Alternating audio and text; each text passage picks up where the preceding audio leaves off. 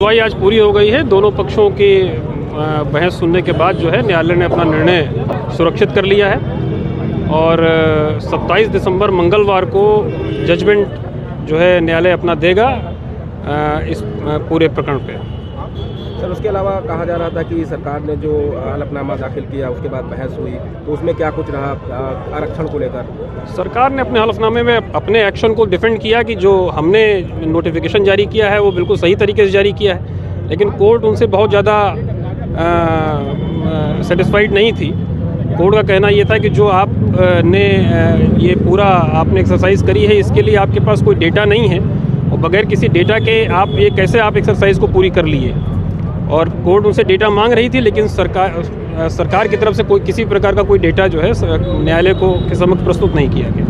क्या सर पिछले चुनाव का भी हवाला दिया गया था? पिछले चुनाव का भी हवाला दिया गया था और हम लोग की तरफ से ये याचियों की तरफ से कहा गया कि 2012 और 17 के चुनाव हुए थे, उसमें भी बहुत सारी नियमों का उल्लंघन हुआ था और उसमें भी न्यायालय में बहुत सारे प्रकरण आए थे और इन्होंने वही सारे डेटा और उसी के आधार पर इस चुनाव को भी कराने का ये प्रयास कर रहे हैं। इसीलिए ये सारी एक्सरसाइज जो है ये गलत है और इसको इसीलिए न्यायालय में चुनौती दी गई थी। किसी आयोग के गठन की भी मांग की गई है सर?